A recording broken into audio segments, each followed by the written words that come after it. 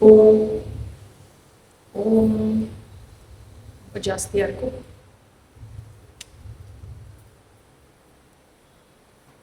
Om Om yeah this is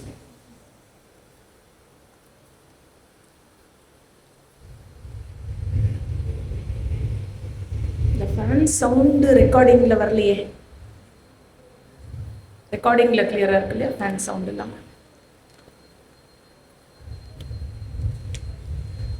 ध्यान श्लोकम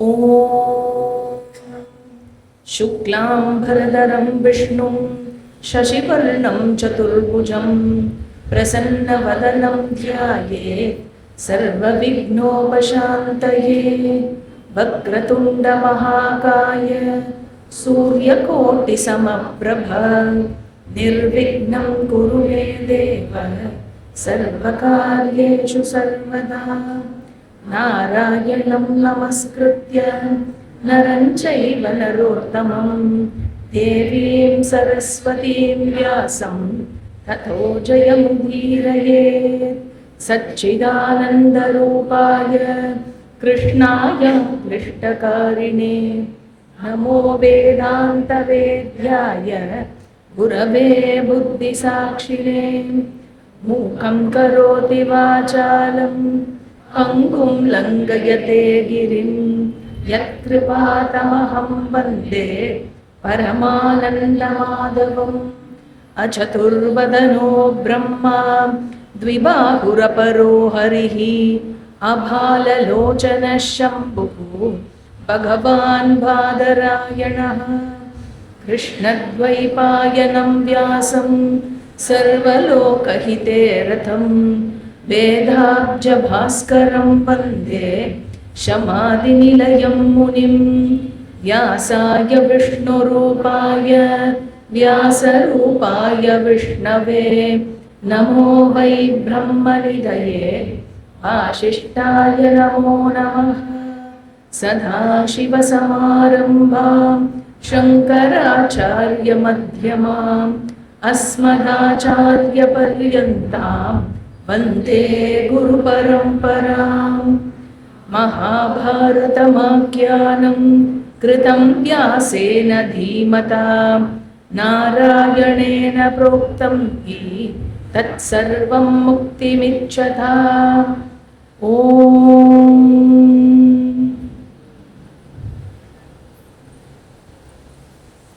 श्रेयःपतियागिय भगवान ஸ்ரீமன் நாராயணனே தர்மஸ்வரூபமானவன், தர்மத்தின் பாதுகாவலனானவன் அவனே. அவன் எங்கு இருக்கிறானோ அங்கே தர்மம் இருக்கும்.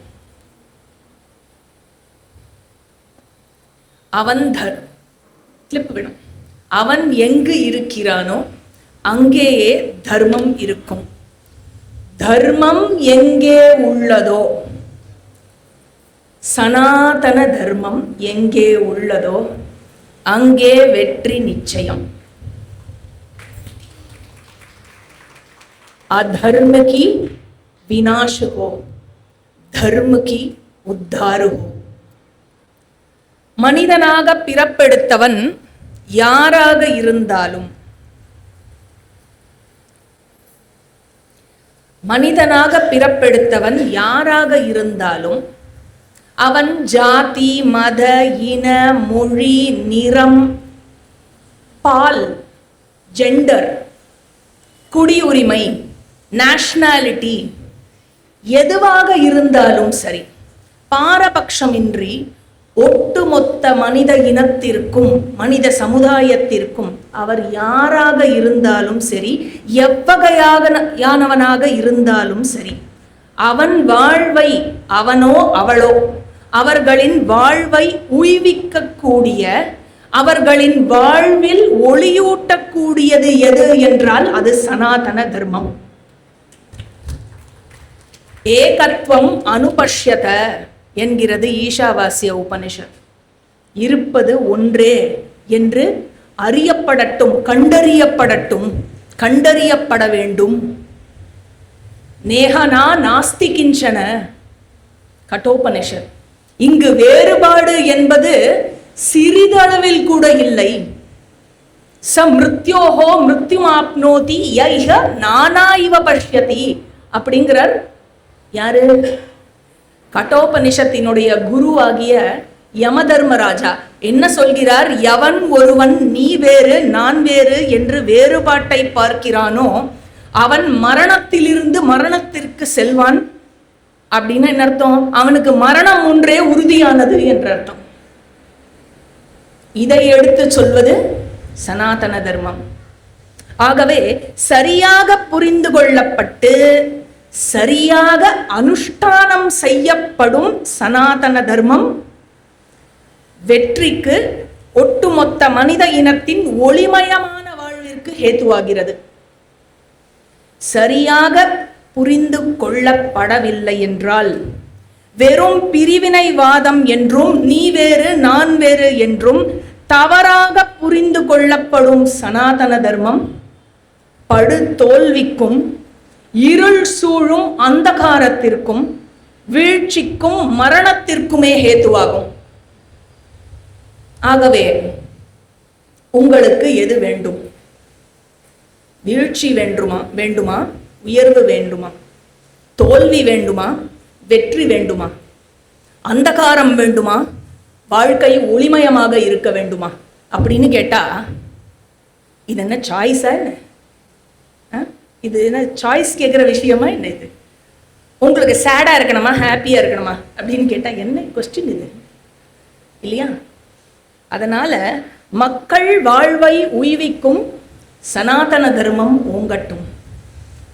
யதோ தர்மஸ் ததோ ஜெயஹா என்று சொல்லி மகாபாரதத்தின் 18 பருவங்களில் 3வது பருவமான பெரிய பருவமான வனப்பருவத்தில் இருக்கிறோம். 11,000த்திற்கும் மேற்பட்ட ஸ்லோகங்களை உள்ளடக்கியது இந்த வனப்பருவம். இதுல மொத்தம் 22 உபபருவங்கள் உள்ளன.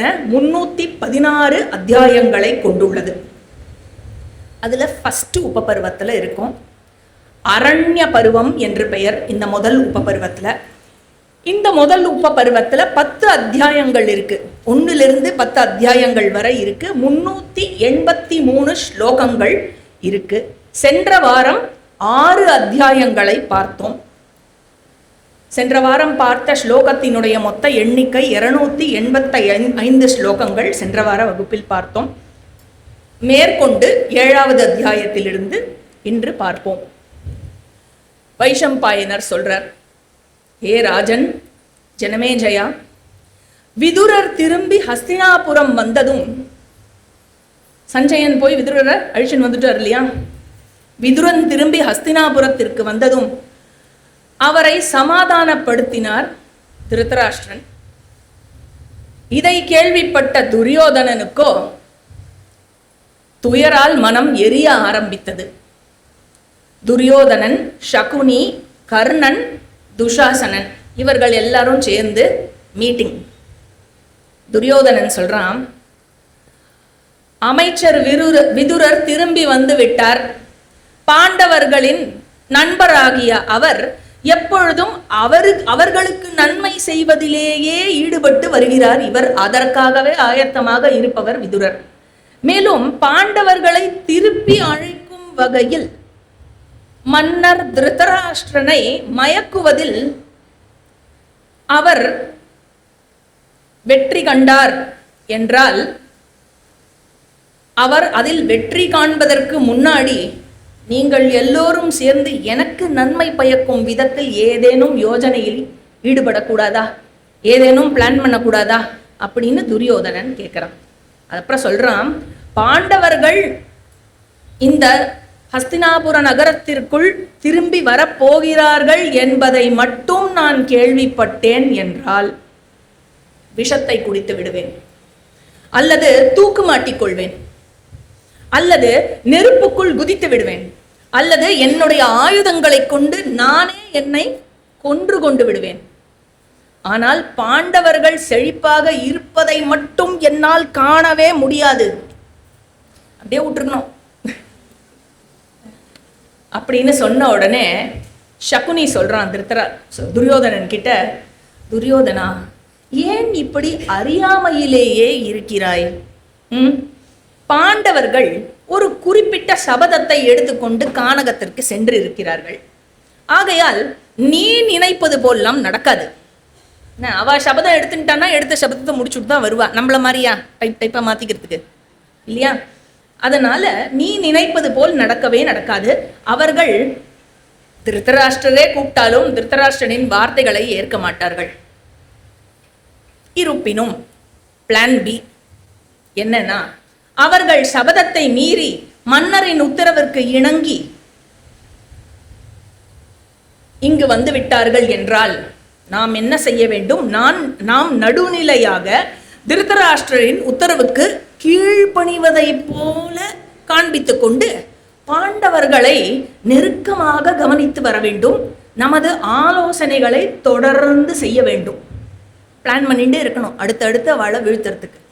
உடனே துஷாசனன் சொல்றான், ஹே பெரும் புத்தி கூர்மை கொண்டவனே சகுனி மாமா, நீங்கள் சொல்வது போல்தான் இது எனக்கு தெரிகிறது. நீங்கள் சொல்லும் ஞான வார்த்தைகளை நன்கு புரிந்து கொண்டேன் அப்படிங்கிறான். கர்ணன் சொல்றான், துரியோதனா, நாம் அனைவரும் உனது விருப்பத்தை சாதிப்பதற்காகவே முயன்று கொண்டிருக்கிறோம். உறுதி கொண்ட பாண்டவர்கள் எடுத்துள்ள சபதத்தை அவர்கள் கழிக்காமல் திரும்பி வர மாட்டார்கள். ஒரு கால் திரும்பி வந்து விட்டார்கள் என்றால் அவர்களை மீண்டும் பகடை அடச்சொல். வைஷம்பாயனர் வாய்ஸ் ஓவர் கொடுக்கிறார். கர்ணன் இப்படி சொல்லியதும் துரியோதனன் மகிழ்ச்சியற்ற இதயத்துடன் இந்த மூவரிடம் இருந்து தன் முகத்தை திருப்பிக் கொண்டான். இதையெல்லாம் குறித்து கர்ணனுக்கு கோபம் வந்தது. கர்ணன் சொல்றான், இளவரசர்களே, நாம் அனைவரும் துரியோதனனின் நலத்தை விரும்பி கூப்பிய கரங்களுடன் அவனுக்காக காத்து கொண்டிருக்கிறோம், பணியாட்களை போல். எனவே அவன் ஏற்றுக்கொள்ளும் வகையில்தான் நாம் செயல்பட வேண்டும். ஆனால் அதற்கு நாம் திருதராஷ்டிரரை நம்பி இருப்பதனால் இவ்விஷயத்தில் உடனே எந்த திட்டத்தையும் தீட்டி அதனையொட்டி செயல்பட நம்மால் இயலவில்லை. நாம் ஒன்று சேர்ந்து தேர்களில் ஏறி காட்டில் வாழ்ந்து வரும் அந்த பாண்டவர்களை அவர்கள் மீது போர் தொடுத்து அவர்களை கொல்லச் செல்வோம். அவர்களை அமைதிப்படுத்தி விட்டோம் என்றால், அதாவது அறிய முடியாத இடத்திற்கு பாண்டவர்களை நாம் அனுப்பி வைத்து விட்டோம் என்றால், அப்படித்தான் நாம் நம் அமைதியை அடைய முடியும். அதுவரை துயரத்தில் இருக்கும் பாண்டவர்களோடு நம்முடைய நிலையும் சமமாக அல்லவோ இருக்கிறது. அவளை காட்டுக்கு அனுப்பிட்டு நம்ம சந்தோஷப்படாம அவளை மாதிரியே துயரப்பட்டு இருக்கோமே. அதனால் இதுவே என்னுடைய கருத்து. அப்புறம் நமக்கும் பாண்டவர்களுக்கும் வித்தியாசம் இல்லாம இருக்கு. கர்ணனின் வார்த்தைகளை கேட்ட இவர்கள் அனைவரும் அவனை பாராட்டினார்கள். வெற்றிக்காக ஒருங்கிணைந்தார்கள். பாண்டவர்களை கொல்ல விரைந்தார்கள். இவ்விஷயத்தை தமது தூய்மையான ஞான திருஷ்டியில் அறிந்து கொண்ட பகவான் வேதவியாசர் அவர்களிடம் வந்தார். இவ்வாறு செய்யும்படி உத்தரவிட்டார். தனது கண் பார்வையை போலவே புத்தி கூர்மையையும் கொண்டிருந்த மன்னன் திருதராஷ்டிரனிடம் அவன் முன் தோன்றினார். இப்படி பேசினார். ஹே திருதராஷ்டிரா, நான் சொல்வதை கேள். அனைத்து கௌரவர்களுக்கும் நன்மையானது எது என்று நான் உனக்கு சொல்கிறேன், தயவு செய்து கேள். துரியோதனாதியர்கள் பாண்டவர்களை நேர்மையற்ற முறையில் பகடை விளையாட்டில் வீழ்த்தி காட்டுக்கு அனுப்பியது எனக்கு மகிழ்ச்சியை தரவில்லை. 13 வருடங்கள் முடிந்ததும் பாண்டவர்கள் தாம் பட்ட துன்பங்களை எல்லாம் நினைவு கூர்ந்து மரணத்தை தரும் ஆயுதங்களை கௌரவர்கள் மீது மழையாக பொழிவார்கள். மனதில் தீமை நிறைந்த உன்னுடைய பாவகரமான மகனாகியவன் துரியோதனன் அவன் எப்பொழுதும் கோபம் கொண்டு ஏன் பாண்டவர்களை நாட்டை அடையவும் அவர்களை கொல்லவும் பாண்டவர்களினுடைய நாட்டை தான் அடைந்து கொள்வதற்காகவும் அவர்களை கொன்று விடுவதற்காகவும் எப்பொழுதுமே ஏன் முயற்சித்துக் கொண்டிருக்கிறான்? அந்த முட்டாள் துரியோதனன் தடுக்கப்பட வேண்டும். அவன் தடுக்கப்படட்டும். கௌரவர்கள் மத்தியில் அமைதி இருக்கட்டும். பாண்டவர்களை கொல்ல முனைந்தான் என்று சொன்னால் அவன்தான் தன்னுடைய உயிரை இழக்க வேண்டியது இருக்கும். இது நிச்சயம். திருதராஷ்டிரா, ஞானம் கொண்டவன் நீ. உனது பிள்ளைகளுக்குள் பாகுபாடு பார்ப்பது தகாதது திருதராஷ்டிரா. அது பாவகரமானது. பாண்டவர்களும் உன்னுடைய பிள்ளைகள் தான். பாண்டவர்களுக்கும் தார்த்தராஷ்டிரர்களுக்கும் மத்தியில் பேதம் பார்க்காதே. நீ செய்யும் பேதமானது கண்டிக்கத்தக்கது. எனவே திருதராஷ்டிரா, நீ இது போன்ற தீய காரியங்களிலிருந்து விலகி இருக்க வேண்டும். தலையிட வேண்டிய இடத்தில் நீ தலையிடவில்லை என்றால் பாண்டவர்கள் மீது துரியோதனன் கொண்டிருக்கும் பொறாமை பெரும் நாசத்தையே விளைவிக்கும். அல்லது திருதராஷ்டிரா, உன்னுடைய மகன் இந்த துரியோதனன் என்ன செய்ய வேண்டும்? நீ அவனை நிறுத்தணும். அவன் பண்றதை நிறுத்தணும், கண்டிக்கணும் அவனை. அப்படி இல்லை என்றால் துரியோதனன் என்ன செய்ய வேண்டும் என்று கேட்டால் அவன் கானகத்திற்கு செல்ல வேண்டும். சென்று பாண்டவர்களுடன் வாழட்டும். அப்படி ஒரு கால் அவன் செய்தானே ஆனால் அவனுக்கும் பாண்டவர்களுக்கும் ஏற்படும் தொடர்பின் காரணத்தால் பாண்டவர்களுக்கு துரியோதனன் மீது ஈர்ப்பு ஏற்படலாம், ஒரு கம்பேஷன் ஏற்படலாம், ஃபர்கிவ்னஸ் ஏற்படலாம், மன்னித்து விடலாம் துரியோதனனை. அப்படி நடந்தால் நற்பேறு உண்டாகும், உனக்கு குட் ஃபார்ச்சூன். இருப்பினும் அப்படி நடக்காது, அது எனக்கே தெரியும் திருதராஷ்டிரா. ஒருவனுடைய பிறவி குணம் மரணம் வரை அவனை விட்டு நீங்கவே நீங்காது என்று நாம் கேள்விப்பட்டிருக்கிறோம். ஆனால் இவ்விஷயத்தில் பீஷ்மர், துரோணர், விதுரர் இவர்கள் என்ன நினைக்கிறார்கள்? நீ என்ன நினைக்கிறாய்? காலம் இருக்கும் பொழுதே நன்மைக்கான காரியங்களை செய்துவிட வேண்டும். இல்லை என்று சொன்னால் உன்னுடைய இந்த காரியத்திற்கு தீர்வே கிடையாது, நாசம் ஒன்றே விளையும். இதை கேட்ட உடனே திருதராஷ்டிரன் பகவான் வியாசர் கிட்ட சொல்றான், புனிதமானவரே பகவான் வியாசரே, நான் சூதாட்டத்தை விரும்பவில்லை. ஆனால் நான் விதியால் ஈர்க்கப்பட்டுதான் சம்மதித்தேன். பீஷ்மர், துரோணர், விதுரர், ஏன் காந்தாரி யாருமே இதை விரும்பவில்லை. சந்தேகம் இல்லாமல் முட்டாள்தனத்தினால் இவைகள் நடந்துவிட்டன. அனைத்தும் அறிந்தும் பிள்ளை பாசத்தினால் எனது புத்தி கெட்ட மகனாகிய துரியோதனனை என்னால் கைவிட முடியவில்லையே. வியாசர் சொல்றார், திருதராஷ்டிரா, நீ சொல்வது உண்மைதான். அனைத்து பொருட்களையும் விட, உலகத்தில் இருக்கும் அனைத்து பொருட்களையும் விட மகனே சிறந்தவன் என்பதையும், மகனை காட்டிலும் மேன்மையானது எதுவுமே இல்லை என்பதையும் நாம் அறிவோம். இது தொடர்பாக மிக அற்புதமானதும் கதைகளிலேயே சிறந்ததுமான இந்திரனுக்கும் சுரபி என்ற காமதேனுவுக்கும் நடந்த உரையாடலை இப்பொழுது சொல்கிறேன் கேளு. சுரபி ஒரு நாள் தேவலோகத்தில் அழுது கொண்டிருந்தாள். இந்திரன் அவளிடம் இரக்கம் கொண்டு, மங்களகரமானவளே சுரபி, நீ ஏன் அழுகிறாய்? தேவர்களுக்கு ஏதாவது ஆகிவிட்டதா? மனிதர்களுக்கோ அல்லது நாகங்களின் உலகிற்கோ ஏதேனும் தீமை வந்து விட்டதா? எதற்காக இப்பொழுது அழுது கொண்டிருக்கிறாய் என்று இந்திரன் அவளிடம் கேட்டான்.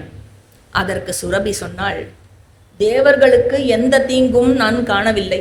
ஆனால் என் மகன் நிமித்தமாக நான் துயரத்தில் இருந்து கொண்டிருக்கிறேன், அதனால்தான் அழுகிறேன். அதோ அங்கே கொடுமைக்கார உழவன் ஒருவன் மரக்குச்சியால் பலவீனமான என் மகனை நைய புடைகிறான்.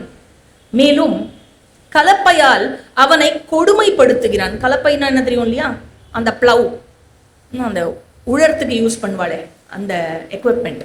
அந்த கலப்பையால் என் மகனை, தன் மகன் யாரு? அதுவும் மாடுதான் இல்லையா? என் மகனை கொடுமைப்படுத்துகிறான். அதனால் என் பிள்ளை வேதனையால் துடித்து தரையில் விழுந்து மரண தருவாயில் இருக்கிறான். நான் இங்கு துடித்து கொண்டிருக்கிறேன். ஹே வாசவா, சாட்டையடியாலும் மிகவும் துன்புறுத்தப்பட்டு சுமையை சுமக்க முடியாமல் அவன் இருப்பதை, அவன் நிலைமையை பார். என் இதயத்தால் இந்த பாரத்தை தாங்க முடியவில்லை. கண்களில் நீர் கொட்ட கொட்ட அழுது கொண்டிருக்கிறேன். என்ன செய்வது என்று தெரியவில்லை. உடனே இந்திரன் சொல்றான், ஏ சுரபி, ஆயிரக்கணக்கான உன்னுடைய மகன்கள் தினமும் ஒடுக்கப்படுகின்றனர். இருந்தாலும் இவன் ஒருவனுக்காக ஏன் வருத்தப்படுகிறாய் நீ? அந்த காலத்திலேயே நிறைய நடந்திருக்கு போல இருக்கு. எல்லா டைப் ஆஃப் பீப்புளும் இருந்திருக்கா எல்லா காலத்திலையும். அசுரர்கள் இல்லையா, ராட்சசர்கள் இல்லையா, எல்லா யுகத்திலையும். உடனே சுரபி சொல்றா, நல்ல கொஸ்டின் கேட்டார்ல இந்திரன். ஆயிரக்கணக்கான மாடுகள், பசுக்கள் கஷ்டப்படும் போது இந்த ஒரு மகனுக்காக நீ ஏன் இப்பொழுது அழுது கொண்டிருக்கிறாய்? உடனே சுரபி சொல்றா, இந்திரதேவா, எனக்கு 1000 வாரிசுகள் இருந்தாலும் என் பாசம் அனைவரிடமும் சமமாகவே தான் இருக்கிறது. இருப்பினும் சக்ரா, பலவீனமாக அப்பாவியாக இருப்பவன் மேல் அதிக பாசத்தை நான் உணர்கிறேன். உடனே வியாசர் சொல்றார், சுரபியிடம் இருந்து இந்த வார்த்தைகளை கேட்ட இந்திரன் மிகவும் ஆச்சரியம் அடைந்தான். மகனே ஒருவரின் உயிரை விட மேலானவன் என்று உணர்ந்து சமாதானமானான் இந்திரன். அடர்த்தியான மழையை பொழிந்து அந்த உழவனின் வேலைக்கு தடையை விளைவித்தான். திருதராஷ்டிரா, சுரபி சொன்னது போலவே உனது மகன்களிடம் சமமான பாசம் உனக்கு இருக்க வேண்டும். அந்த பாசம் பலவீனமானவர்கள் மீது அதிகமாக இருக்கட்டும். எனது மகன் பாண்டு எனக்கு எப்படியோ அதே போல்தான் நீயும் எனக்கு. அதே போல்தான் ஆழமான ஞானம் கொண்ட விதுரரும் எனக்கு. பாசத்தால் தான் இவற்றை எல்லாம் உன்னிடம் நான் சொல்கிறேன். எதுக்காக வந்தேன் உன்னை பார்த்து இதெல்லாம் பேசுறதுக்கு? உன்மேல் இருக்கும் பாசத்தினால்தான். திருதராஷ்டிரா, நீ 100 மகன்களை பெற்றிருக்கிறாய். ஆனால் பாண்டுவுக்கு 5 மகன்கள் தான். மேலும் அவர்கள் மோசமான நிலையில் இப்பொழுது இருக்கிறார்கள். தங்கள் நாட்டை கவலையுடன் தங்கள் நாட்டிலிருந்து விலக்கப்பட்டு தங்களுடைய காலத்தை கவலையுடன் கடந்து கொண்டிருக்கிறார்கள். அவர்கள் தம்மை எப்படி காத்து கொள்வார்கள் என்பதும் எப்படி விருத்தி அடைவார்கள் என்பதும் தெரியவில்லை. பாண்டவர்கள் குறித்த இந்த நினைவுகள் என்னை கலக்கமடைய செய்கிறது. கௌரவ குலம் வாழ வேண்டும் என்று நீ விரும்பினாய் என்றால் திருதராஷ்டிரா, உன் மகன் துரியோதனனை பாண்டவர்களுடன் சமாதானமாக இருக்கச் சொல். உடனே திருதராஷ்டிரன் சொல்றான், ஹே மகாமுனி வியாசரே, நீங்கள் சொன்னது போல்தான் இருக்கிறது. கௌரவர்களுக்கு நன்மையானவற்றை நீங்கள் எனக்கு சுட்டிக்காட்டியபடியே விதுரர், பீஷ்மர், துரோணர் ஆகியவரும் எனக்கு சுட்டிக்காட்டினார்கள். நான் உமது உதவிக்கு தகுந்தவனாக இருக்கிறேன் என்று சொன்னால், அதாவது இஃப் ஐ ஆம் qualified to take your help, அப்படி உங்களிடம் உதவி கேட்பதற்கு எனக்கு ஏதேனும் தகுதி இருந்தது என்று சொன்னால் எனக்கு ஒன்று பண்றீங்களா? என் மகன் துரியோதனனுக்கு நீங்களே உபதேசம் செய்யுங்களே. நான் எவ்வளவோ சொல்லி பார்த்துட்டேன். வியாசர் சொல்றார், திருதராஷ்டிரா, பாண்டவர்களை கண்ட பிறகு நன்மையை காண விரும்பி புனிதமான முனிவராகிய மைத்ரேயா என்பவர் ஒரு முனிவர். அந்த மைத்ரேய முனிவர் இங்கு வருகிறார். உனது குலத்தின் நன்மையை கருதி அவரே துரியோதனுக்கு உபதேசிப்பார். அவர் அறிவுறுத்துவதை சந்தேகத்திற்கு இடமில்லாமல், திருதராஷ்டிரா, சந்தேகத்திற்கு இடமில்லாமல் பின்பற்ற வேண்டும். இல்லை என்றால் மைத்ரேயர் உமது மகனாகிய துரியோதனனை தன்னுடைய கோபத்தால் சபித்து விடுவார், ஜாக்கிரதை. வைஷம்பாயனர் சொல்றார். இதை சொல்லிவிட்டு வியாசர் புறப்பட்டு விட்டார். பின்பு மைத்ரேயர் அங்கு வந்தார். திருதராஷ்டிரன் தன் மகன்களுடன் சேர்ந்து மைத்ரேயரை மரியாதையுடன் வரவேற்றான். அர்க்யம், பாத்தியம், ஆசனம் எல்லா உபச்சாரமும் கொடுத்தான். குசலம் விசாரித்தான். அவரது பயணம் குறித்தும், பாண்டவர்களை பார்த்துட்டு தான் வரான்னு ஏற்கனவே வியாசர் சொல்லிட்டாரே, அதனால பாண்டவர்களின் நலம் குறித்தும் விசாரித்தான் திருதராஷ்டிரன். திருதராஷ்டிரன் கேட்கிறான் மைத்ரேயர்கிட்ட, முனிவரே, பாண்டவர்கள் மகிழ்ச்சியாக வாழ்கின்றார்களா? குறித்த காலம் முடியும் வரையில் வெளியே தங்கவே கருதி இருக்கிறார்களா? அல்லது சீக்கிரமாகவே திரும்பி வந்துவிடலாம் என்று மனதில் ஏதேனும் அவர்கள் யோசித்திருக்கிறார்களா? கௌரவர்களுக்கும் அவர்களுக்கும் மத்தியில் சகோதர பாசமானது பலவீனமாகிவிடுமோ என்ற பயம் என்னிடம் இருக்கிறது. மைத்ரேயர் சொல்றார், பல இடங்களுக்கு தீர்த்த யாத்திரையாக சென்றுவிட்டு குருஜாங்குலத்தை அடைந்தேன். அங்கே நீதிமானாகிய யுதிஷ்டிரனை எதிர்பாராத விதமாக காமியவனத்தில் சந்தித்தேன். அங்கே மான்தோல் உடுத்தி ஜடாமுடி தரித்து ஆசிரமத்தில் தங்கி இருக்கும் யுதிஷ்டிரனை காண பல முனிவர்கள் வந்திருந்தார்கள். அங்கேயே நான் உனது மகன்களின் பெரும் பிழையையும், உனது துரியோதனாதி மகன்கள் செய்த பிழையையும், பகடையாட்டத்தினால் அவர்கள் பாண்டவர்களை தாக்கியதற்கும் பாண்டவர்கள் அனுபவிக்கும் பேரிடரையும் குறித்து கேள்விப்பட்டேன். அதன் காரணமாகவும் கௌரவர்களினுடைய நன்மையின் காரணமாகவும் அதை முன்னிறுத்தியே நான் இப்பொழுது உன்னிடம் வந்துள்ளேன். திருதராஷ்டிரா, உன் மீது எனக்கு அதிக அன்பு இருக்கிறது. நீயும் பீஷ்மரும் இருக்கும் பொழுது எக்காரணம் கொண்டும் உனது மகன்கள் ஒருவருக்கொருவர் சண்டையிட்டு கொள்ளக்கூடாது. அப்புறம் நீயும் பீஷ்மரும் இருந்து என்ன பிரயோஜனம்? ஆத்துக்கு பெரியவான நீங்க 2 பேரும் இருக்கேளே இல்லையா? தண்டிக்கவும் வெகுமதி கொடுக்கவும் தகுதியுடையவன் நீ. ஏன்னா நீ தான் ராஜா. எல்லோரையும் தாக்கப் போகும் பெருந்தீங்கை இன்னும் ஏன் நீ பார்த்து கொண்டிருக்கிறாய்? எல்லாருக்கும் நாசம் வரப்போறதே, அதை நீ ஏன் இன்னும் பார்த்து கொண்டிருக்கிறாய் திருதராஷ்டிரா? ஹே குருநந்தனா, குருகுலத்தில் பிறந்தவனே, இந்த வம்சத்தில் வந்தவனே, சமுதாயத்திலிருந்து விலக்கி வைக்கப்பட்ட பாவிகளின் செயல்களைப் போல உன்னுடைய சபையில் நடந்த தவறுகளுக்காக ரிஷி முனிவோர் மத்தியில் உனக்கு நல்ல பெயர் இல்லையப்பா. அந்த சம்பவம் நடந்த பிறகு உடனே வைஷம்பாயனர் சொல்றார், மைத்ரேயர் இவ்வாறு திருதராஷ்டிரனை பார்த்து சொல்லிவிட்டு பின்னர் துரியோதனிடம் திரும்பி மைத்ரேயர் தன்னுடைய மெல்லிய வார்த்தைகளால் துரியோதனனிடம் பேசினார். துரியோதனா, பலம் வாய்ந்த கரங்கள் கொண்டவன் நீ. சொல்திறம் மிக்க மனிதர்களில் சிறந்தவனாக விளங்குபவன் நீ. மிகச் சிறப்புடையவன் நீ.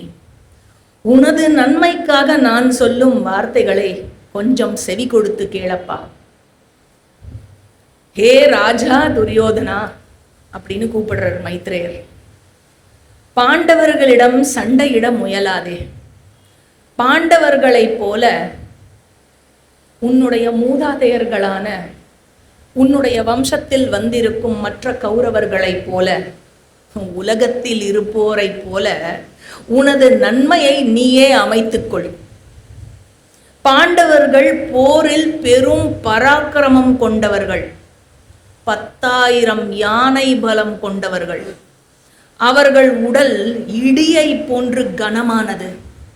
அவர்கள் ஹிடிம்பனையும் கிர்மீரனையும் தலைமையாக கொண்ட தேவர்களுக்கு எதிரியாக இருக்கும் கொடும் ராட்சசர்களை கொன்றவர்கள். அவர்கள் இங்கிருந்து சென்றபோது கிர்மீரன் என்ற ராட்சசனை சபையில விளையாடி அனுத்யூதம் முடிஞ்சுட்டு காட்டுக்கு போனா இல்லையா 12 வருஷம் வனவாசத்திற்கு. இங்கிருந்து சென்றபோது கிர்மீரன் என்ற ராட்சசன் இரவு நேரத்தில் அவர்களுடைய பாதையை பெரும் மலை போல் இருந்து தடுத்தான்.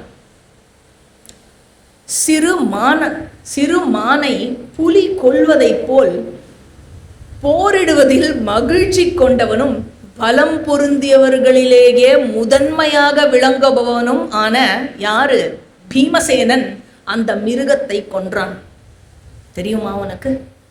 10,000 யானைகளின் பலம் கொண்டவன் ஜராசந்தன்.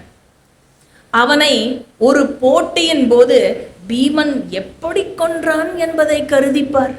ஞாபகம் இல்லையா உனக்கு ஜராசந்தன் வதம் எப்படி நடந்தது என்று? வாசுதேவனையும் துருபதனினுடைய மகன்களை மைத்துனனாகவும் கொண்டவர்களை போர்க்களத்தில் அவர்கள் சாதிக்க முடியாதது எதுவுமே இல்லை. போர்க்களத்தில் அவர்களுடன் எதிர்கொண்டு நின்று மரணத்தை வேண்டாத எவன்தான் துணிவான் அவர்களுடன் போரிடுவதற்கு? செத்து போகணும்னு உனக்கு ஆசையா இருக்கா துரியோதனா? சொல்லு அப்படின்னு கேட்கிறார். ஏ ஜனமேஜயா, யார் சொல்றா? வைஷம்பாயனர் சொல்றார். மைத்ரேயரால் இப்படி எச்சரிக்கப்பட்ட துரியோதனன் அவர் முன்னரே தன் தொடைகளை தட்டி சிரித்து கொண்டே தன் கால்களை தரையில் தேய்த்தான். ஒரு வார்த்தையும் பேசாமல் தலையை தொங்க போட்டவாறே இப்படி சிரித்து கொண்டே அவர் முன்னால் நின்றான். ஏ ஏகாதிபதி ஜனமேஜயா, தான் சொன்னதை கேட்க விருப்பமற்ற பூமியை தேய்த்து கொண்டு நின்ற துரியோதனனை கண்ட மைத்ரேய மகரிஷி கோபம் கொண்டார். மிகுந்த சீற்றம் கொண்டு துரியோதனை சபிக்க தனது மனதில் எண்ணம் கொண்டார். துரியோதனா, நான் சொல்வதை செய்ய முடியாது என்பதை குறிப்புகளால் நீ உணர்த்திய இந்த இழி செயலால் ஏற்பட போகும் பலனை விரிவாக அறுவடை செய்வாய் நீ. உன்னால் இழைக்கப்பட்ட பெரும்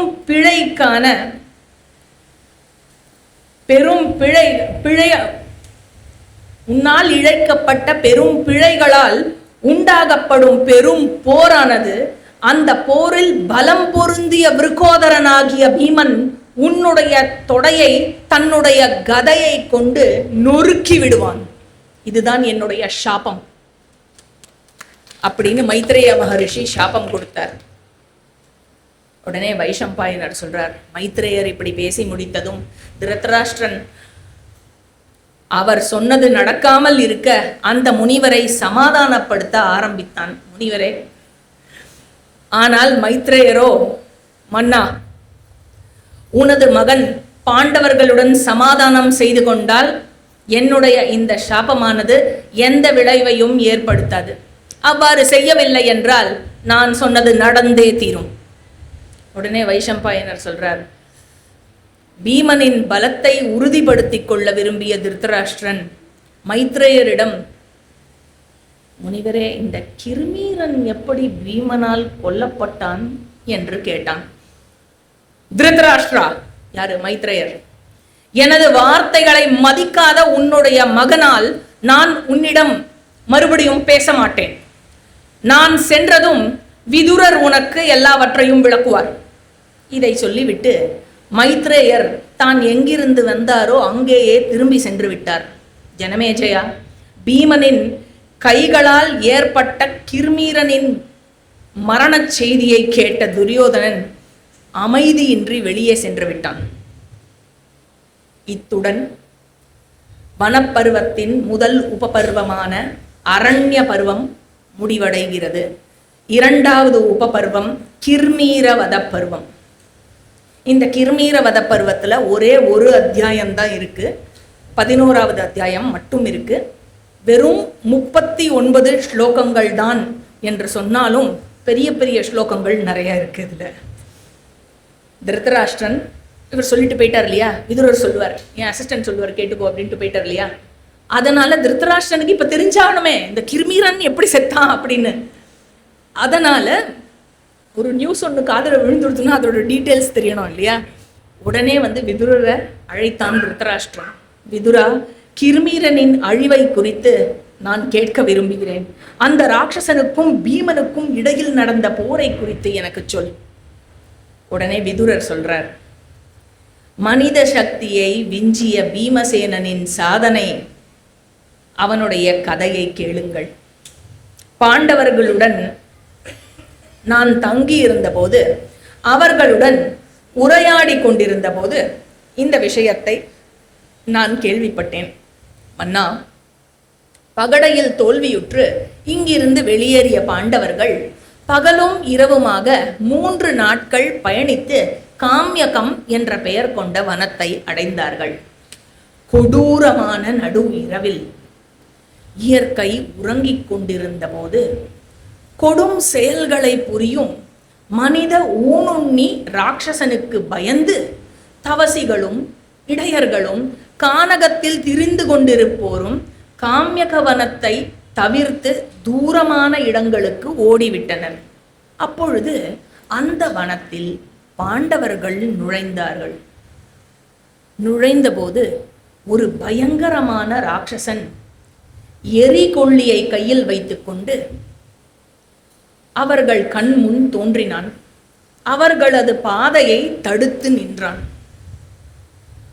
8 பற்கள் வெளியே தள்ளிக்கொண்டு தாமிர சிவப்பான கண்களுடன் கொக்கு போல் மேல் நோக்கி நிற்கும்படி நெருப்பாக எரித்து கொண்டிருக்கும் தலைமுடியுடன் நின்றான் அவன். இன்னும் பயங்கரமான வர்ணனை இருக்கு. நான் அப்புறம் வர்ணனையே நிறைய போயிடும்னு இதோடு நிறுத்திட்டேன். மழை நீர் நிறைந்த மேகம் கர்ஜிப்பது போல் அவன் கர்ஜித்துக் கொண்டிருந்தான். மாய தோற்றம் கொண்டிருந்தான் அந்த ராட்சசன். அவனுடைய கர்ஜனையை கேட்ட பறவைகளும் விலங்குகளும் எல்லா புறங்களிலும் கதறி ஓடின, கதறிக்கொண்டே கீழே விழுந்தன. மான்கள், சிறுத்தைகள், எருமைகள், எந்த எருமை? காட்டெருமை, பைசன், எருமைகள், கரடிகள் எல்லா திக்குகளிலும் ஓடின. அந்த கானகமே நகர்வது போல் ஒரு காட்சியளித்தது. பாண்டவர்களை வெகு தூரத்திலிருந்தே கண்டான் இந்த ராட்சசன். அவர்கள் பாதையை மைனாக்க மலையை போல் வந்து தடுத்து நின்றான். திரௌபதி அவனை கண்டவுடனே பயத்தால் தன் கண்களை மூடிக்கொண்டாள். தபோசக்தி கொண்ட தௌமியரோ, பாண்டவர்கள் திரௌபதி மட்டும் இல்ல, தௌமியர் இருக்கார், அப்புறம் இன்னும் நிறைய முனிவர்களும் கூட இருக்கா இல்லையா? தபோசக்தி கொண்ட தௌமியரோ அந்த ராட்சசன் அவனால் பரப்பப்பட்டிருந்த மாயையை மந்திரங்களை ஓதி அகற்றிவிட்டார். மாயை அகன்றதை கண்ட ராட்சசன் இன்னும் கோபம் கொண்டான். யுதிஷ்டிரன் ராட்சசனை பார்த்து கேட்கிறான், நீ யார்? யாருடையவன்? நாங்கள் உனக்கு என்ன செய்ய வேண்டும் என்பதை சொல். உடனே ராட்சசன் சொல்றான், நான் பகாசுரனினுடைய தம்பி. பகாசுரன் ஞாபகம் இருக்கு இல்லையா? வழக்கு மட்டும் தான் ஞாபகம் இருக்கா? எல்லாருக்கும் ஞாபகம் இருக்கா? ஏகசக்கர நகரி பிராமண வேஷத்தில் இருந்தபோது, ஆஃப்டர் இது வாரணாவதம், நான் பகாசுரனினுடைய தம்பி. எல்லோராலும் கொண்டாடப்படும், என்ன எல்லோராலும்? ராட்சச இனத்தால கொண்டாடப்படும் கிர்மீரன் என்ற பெயர் கொண்ட ராட்சசன் இங்கே வரும் மனிதர்களை வீழ்த்தி எனது உணவாக சம்பாதித்து யாருமற்ற இந்த காம்யகவனத்தில் வசதியாக வசித்து வருகிறேன். எனது உணவின் உருவில் என் அருகில் வந்திருக்கும் நீங்கள் யார்? உங்கள் அனைவரையும் சண்டையில் வென்று அதன் பிறகு இன்பமாக உங்களை உண்ணப் போகிறேன் அப்படின்னு ஒன்னே வைஷம்பாயினர் சொல்றார், ஹே பாரதா ஜனமே ஜெயா. அந்த பாவியினுடைய இந்த வார்த்தைகளை கேட்டதும் யுதிஷ்டிரர் அவனுக்கு பதில் கொடுப்பதற்காக தன்னுடைய பெயர், ஊர், குலம், கோத்திரம் எல்லாவற்றையும் சொல்லத் தொடங்கினார். யுதிஷ்டிரர் சொல்றார், நான் நீதிமானாகிய மன்னன் யுதிஷ்டிரன், பாண்டுவினுடைய மகன். நீ என்னை பற்றி கேள்விப்பட்டிருக்கலாம். நாட்டை இழந்த நான் என் தம்பிகளுடனும் மற்றவர்களுடனும் சுற்றித் திரியும் பொழுது எனது வனவாச காலத்தை கழிக்க உனது ஆளுகைக்கு உட்பட்ட இந்த பயங்கரமான கானகத்திற்கு வந்திருக்கிறேன் அப்படின்னு ஒன்னே கிர்மீரன் சொல்றான், நல்ல அதிர்ஷ்டத்தாலேயே விதி இன்று எனது நீண்ட நாள் ஆசையை நிறைவேற்ற வந்திருக்கிறது. எல்லாரையும் இன்ட்ரோடியூஸ் வேற பண்ணி வச்சிருக்கான் யுதிஷ்டிரர். இவன் தான் பீமன், இவன் தான் அர்ஜுனன், எல்லாம் இன்ட்ரோடியூஸ் பண்ணியாச்சு. சரியா? அதனால சொல்றான், என்னுடைய நீண்ட நாள் ஆசை நிறைவேற்ற வந்திருக்கிறது. பீமனை கொல்லும் நோக்கத்துடன் இந்த பூமி முழுவதும் நான் சுற்றி வந்தேன். ஆனால் பீமனை காணவில்லை. நீண்ட நாளாக நான் தேடி வந்தவன் என்னிடமே வந்திருக்கிறான். இவனேதான் என் சகோதரனாகிய பகனை வைத்ரகீய வனத்தில், அந்த பகாசுர வதம் நடந்தது இல்லையா, அந்த வனத்தோட பேரு இங்க கிர்மீரன் சொல்றான். வைத்ரகீய வனத்தில், ஏகசக்கர நகரிக்கு வெளியில இருந்த ஒரு வனத்துல இவன் சாப்பாடு கொண்டு போய் அந்த இடத்துல வதம் நடந்தது இல்லையா. வைத்ரகீயம் என்ற வனத்தில் பிராமண வேடம் தரித்தபடி அங்கு வைத்து என்னுடைய சகோதரனான பகனை இந்த பீமன் கொன்றான். அதற்கு முன்பு என் நண்பனாகிய ஹிடிம்பனை கொன்றான். அவனுடைய தங்கையை கற்பழித்தான் இவன். ராட்சசிய ஒரு மனுஷன் கற்பழித்தானாம். சரியா? இப்பொழுது என்னுடைய கானகத்திற்குள் நாங்கள் உலவிக் கொண்டிருக்கும் இந்த நடு நிசை சமயத்தில் இவன் வந்திருக்கிறான்.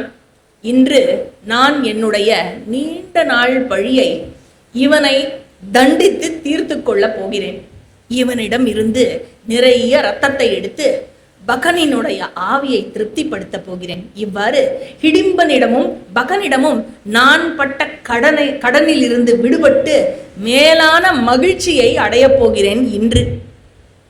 யுதிஷ்டிரா, உன் முன்னாலேயே பீமசேனனை விழுங்கப் போகிறேன். வாதாபியை உண்டு செரித்த யாரு அகஸ்தியரை போல் நானும் இந்த பீமனை உண்டு செரிக்க போகிறேன் பார். உடனே விதுரர் சொல்றார், ராட்சசனால் இவ்வாறு சொன்ன வார்த்தைகளை கேட்ட யுதிஷ்டிரர், அப்படி ஆகவே முடியாது, போகாது ஜீவா அப்படின்னு என்று ராட்சசனிடம் கண்டித்தான். வேண்டாம் வேண்டாம் வேண்டாம். பிறகு பெரும் பலம் வாய்ந்த பீமன் தன்னை போலவே, என்ன பீமனோட ஸ்டைல் என்ன ஞாபகம் இருக்கணும்? சண்டைன்னு வந்தா, ஒரு போட்டின்னு வந்து விட்டா சிங்கம். அதனால சண்டைன்னு வந்த உடனே தன்னை விட 10 மடங்கு நீளம் உள்ள ஒரு மரத்தை வேகமாக பிடுங்கினான், இலையை உதிர்த்தான். அர்ஜுனன் இடியின் வீச்சை கொண்ட தன்னுடைய காண்டீவத்தில் நான் ஏற்றினான். ஹே பாரதா, திருத்தராஷ்டிரா, யார் சொல்றா? விதுரர் திருத்தராஷ்டிரனுக்கு இந்த கதையை சொல்லிட்டு இருக்காரு இல்லையா. திருத்தராஷ்டிரா, அந்த ஜிஷ்ணுவை, நாணேற்றி கொண்டிருந்த அந்த ஜிஷ்ணுவை, அர்ஜுனனை பீமன் தடுத்தான்.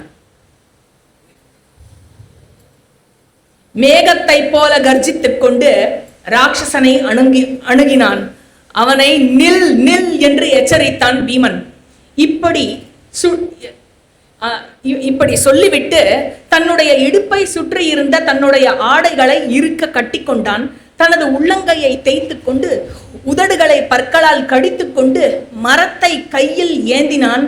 இடியை சுழற்றி செல்லும் அந்த மகவத்தாகிய இந்திரனை போல் பீமன் அந்த மரத்தை சுழற்றினான்.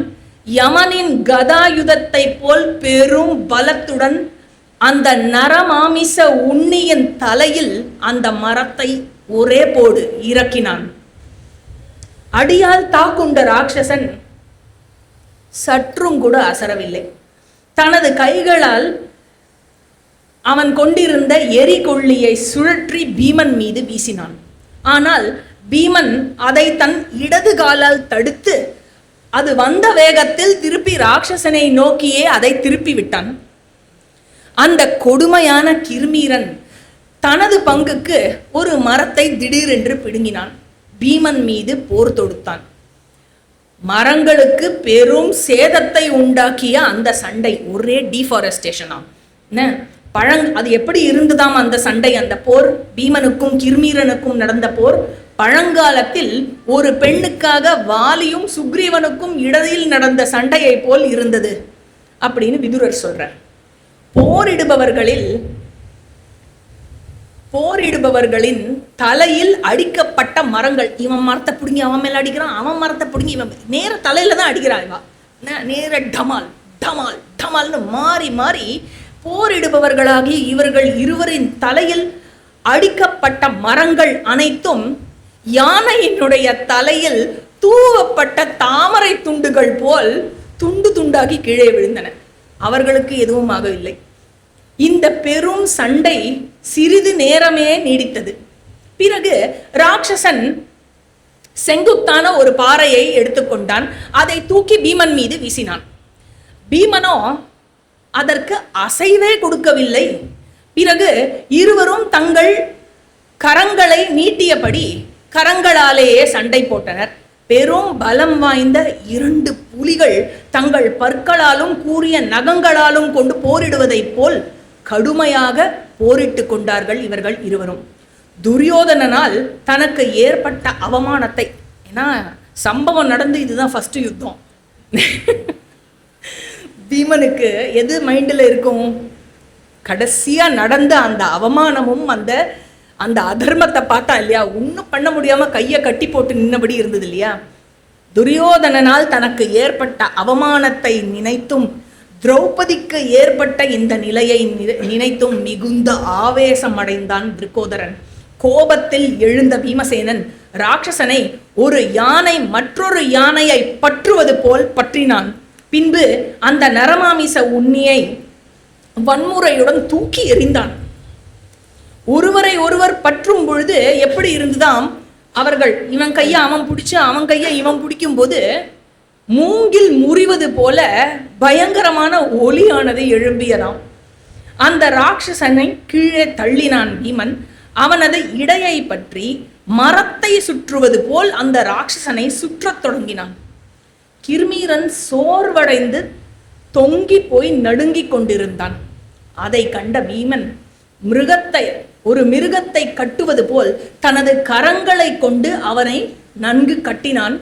அந்த மிருகமோ பீமன் கட்டிய கட்டில் பழுதான ஊதுகுழலை போல் பயங்கரமாக கத்தினான். கெட்டுப்போன ஒரு ஃப்ளூட்டு, ரிப்பேர் ஆன ஃப்ளூட்டு மாதிரி கத்தினானா.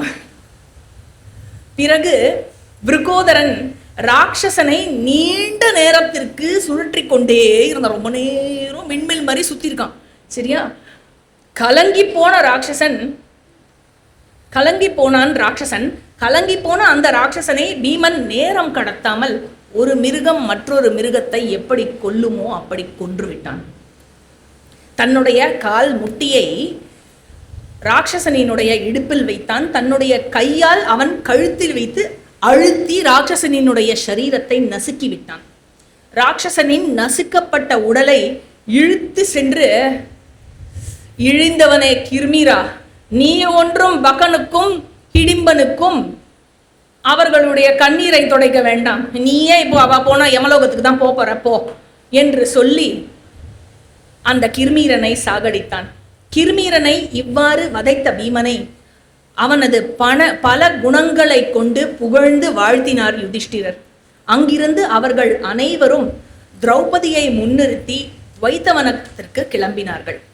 அந்த பெரும் வனத்திற்குள் நுழைந்த பொழுது பீமனால் அச்சமின்றி கொல்லப்பட்ட கிர்மீரனுடைய சடலத்தை, ஏ ராஜா, நான் பார்த்தேன். யாரு சொல்றா? விதுரர் திருதராஷ்டிரன் கிட்ட சொல்றார். பீமனின் இந்த சாதனையை பற்றி பாண்டவர்களை சூழ்ந்திருக்கும் பிராமணர்களிடம் இருந்து நான் கேள்விப்பட்டு தெரிந்து கொண்டேன் என்று சொன்னார் விதுரர்.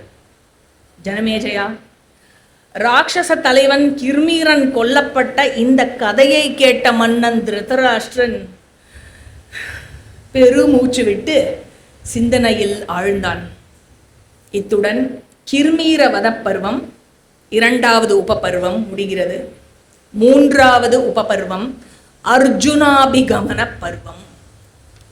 அர்ஜுன அபிகமனம் அப்படின்னா அர்ஜுனையை நோக்கி வருவது, அர்ஜுனனை பார்க்க வருவது. யாரு வருவா அர்ஜுனனை பார்க்க? வேற யாரு இல்லையா? சோ இந்த அர்ஜுனாபிகமன பருவத்துல 12வது அத்தியாயத்திலிருந்து 51வது அத்தியாயம் வரை இருக்கு. சுமார் 40 அத்தியாயங்களை உள்ளடக்கியது இந்த 3வது உபபருவம். இதுல 1052 ஸ்லோகங்கள் இருக்கின்றன. வைஷம்பாயனர் சொல்றார், பாண்டவர்கள் நாட்டை விட்டு வெளியேற்றப்பட்டனர் என்பதை கேள்விப்பட்ட போஜர்கள், விருஷ்ணிக்கள், அந்தகர்கள் ஆகியோர் அந்த பெரும் வனத்தில் துயரத்தில் இருந்த வீரர்களிடம் சென்றார்கள், பாண்டவ வீரர்களிடம் சென்றார்கள். மன்னன் திருஷ்டகேது, பலம் நிறைந்த சகோதரர்களான கேகயராஜர்கள் ஆகியோரும் பாண்டவர்களை காண அந்த வனத்திற்கு சென்றார்கள். துரியோதனனை நிந்தித்தார்கள் அனைவரும். இப்பொழுது நாம் என்ன செய்ய வேண்டும் என்று பேசத் தொடங்கினார்கள். கிருஷ்ணனை தலைவனாக கொண்ட அவர்கள் அனைவரும் ராஜா யுதிஷ்டிரரை சுற்றி அமர்ந்து கொண்டார்கள். பகவான் ஸ்ரீ கிருஷ்ணர் சொன்னார், இந்த பூமி துரியோதனன், கர்ணன், துஷாசனன், சகுனி ஆகியோரின் இரத்தத்தை குடிக்கும். இவர்களை போர்க்களத்தில் கொன்று நீதிமானாகிய யுதிஷ்டிரனை அரியணையில் அமர்த்துவோம். தீயவர்கள் கொல்லப்பட வேண்டும் என்பதே அறநெறியாகும். உடனே வைஷம்பாயனர் சொல்றார், படைக்கப்பட்ட இந்த ஜகத்தையே எரிக்கும்படி கோபம் கொண்டான் கிருஷ்ணன். அவன் கோபத்தை தணிக்க அர்ஜுனன் கிருஷ்ணன் மீது ஸ்துதி பாடி சமாதானப்படுத்தினான். பெரிய கிருஷ்ணஸ்துதி, நீதான் பரபிரம்மஸ்வரூபம், நீதான் சிருஷ்டி ஸ்திதி லயத்திற்கு காரணம் அப்படின்னு சொல்லி பகவானினுடைய அவதாரங்கள்ல பகவான் எப்பேற்பட்டவன் அப்படிங்கிற விஷயத்தெல்லாத்தையும் அர்ஜுனன் ஸ்துதியா பாடுறான். கிருஷ்ணருக்கு உயிரான அர்ஜுனன் இவற்றை சொல்லி முடித்தவுடன் அதற்கு மறுமொழியாக ஜனார்தனன், அர்ஜுனா, நீ என்னுடையவன், நான் உன்னுடையவன், என்னுடையவை எல்லாமே உன்னுடையது. உன்னை வெறுப்பவன் என்னையும் வெறுக்கிறான், உன்னை தொடர்பவன் என்னையும் தொடர்கிறான். பிறரால் வெல்ல முடியாதவன் நீ அர்ஜுனா. நீயே நரனாவாய், நானே நாராயணன் என்ற ஹரியாவேன்.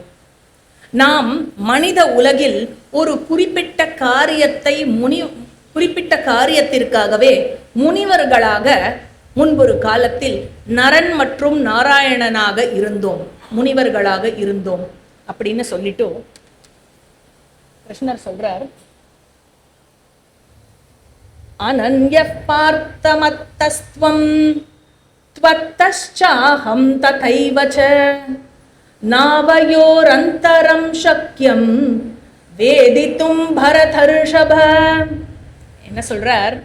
ஹே பார்த்தா, நான் உன்னிலிருந்து வேறில்லை, நீ என்னிலிருந்து வேறில்லை. நம்மில் இருவருக்கும் உள்ள வேறுபாட்டையும் யாராலும் புரிந்து கொள்ளவும் முடியாது அப்படின்னு சொன்ன உடனே அர்ஜுனனுக்கு பேசுறதுக்கு வேற வார்த்தையே இல்லை. அப்படியே மௌனமாக நின்று கிருஷ்ணனை பார்க்கிறான். அனைவரும் சேர்ந்து கிருஷ்ணனை ஸ்துதி பாடினார்கள், மீண்டும் மீண்டும் ஸ்துதி பாடினார்கள். அதற்கு பிறகு திரௌபதி பேசத் தொடங்கினாள். திரௌபதி நடந்த விஷயத்தை எல்லாம் கிருஷ்ணரிடம் சொல்லி அழுதாள். அவள் அவமதிக்கப்பட்ட பொழுது செயலின்றி நின்ற பாண்டவர்களை நினைவு கூர்ந்து நிந்தனை செய்தாள். உபபாண்டவர்களும் தன்னை காக்க வரவில்லையே என்று வருத்தப்பட்டு ஒப்பாரி வைத்தாள். எப்படியெல்லாம் துரியோதனாதியர்கள் பாண்டவர்களிடம் கொடுமையாக நடந்து கொண்டார்கள் என்பதை ஆரம்ப கதையிலிருந்து, ஆதிபருவத்திலிருந்து நினைவு கூர்ந்தாள். பீமனுக்கு விஷம் வைத்தது, அவனை நதியில் தூக்கி எறிந்தது, வாரணாவதத்தில் அவர்களுக்கு தீ வைத்து எரித்து அவர்களை கொன்று விடுவதற்காக திட்டம் தீட்டியது.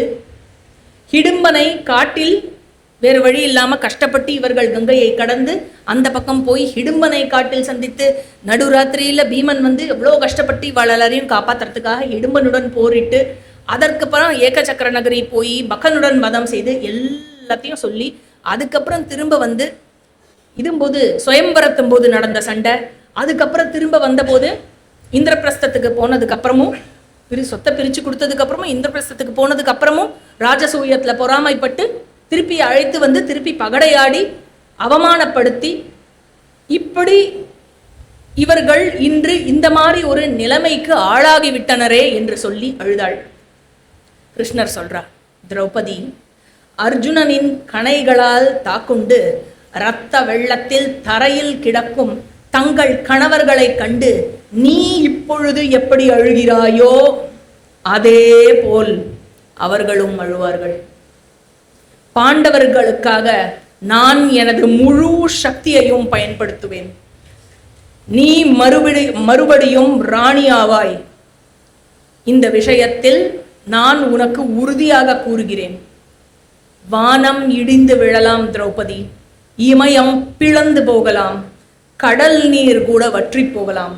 ஆனால் நான் இப்பொழுது சொல்லி இருக்கும் என்னுடைய வார்த்தைகள் பலனற்று போகாது, பொய்க்காமல் போகாது அப்படின்னார் பகவான் ஸ்ரீகிருஷ்ணர்.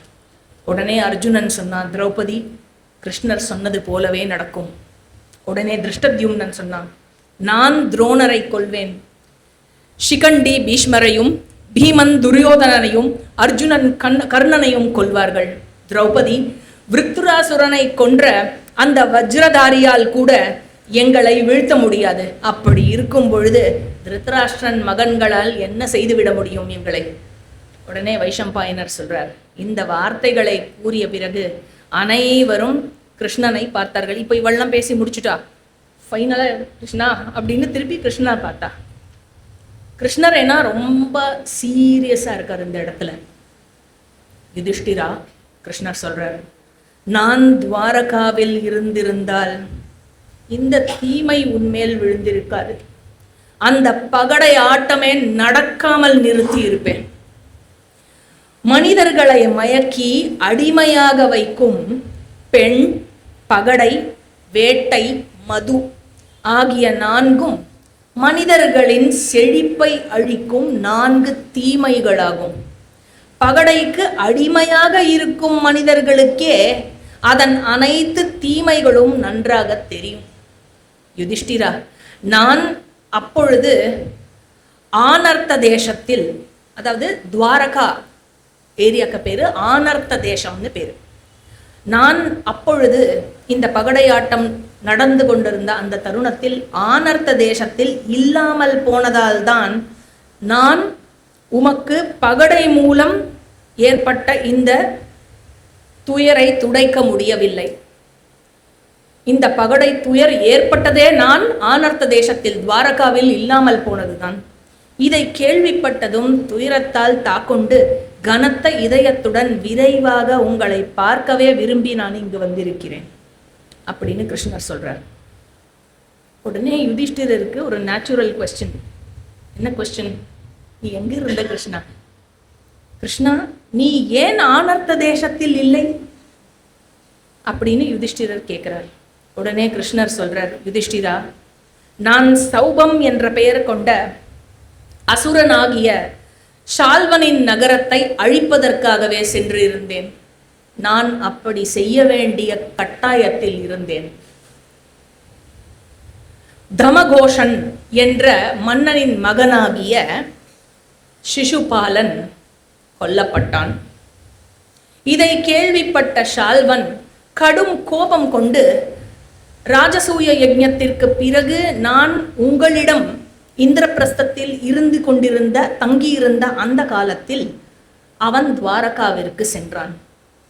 விருஷ்ணி குல வீரர்களாகிய எங்கள் குலத்தின் ரிஷபங்கள், எங்கள் குல காளைகள், அவர்களிடம் அந்த அசுரன் ஷால்வன் கொஞ்சம் கூட கருணையே இல்லாமல் போரிட்டான்.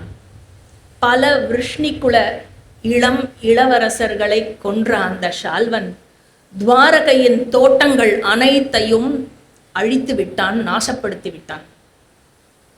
கிருஷ்ணனை கொல்லாது நான் திரும்புவதில்லை என்று நான் என்னுடைய ஆயுதங்களின் மீது சத்தியம் செய்கிறேன்.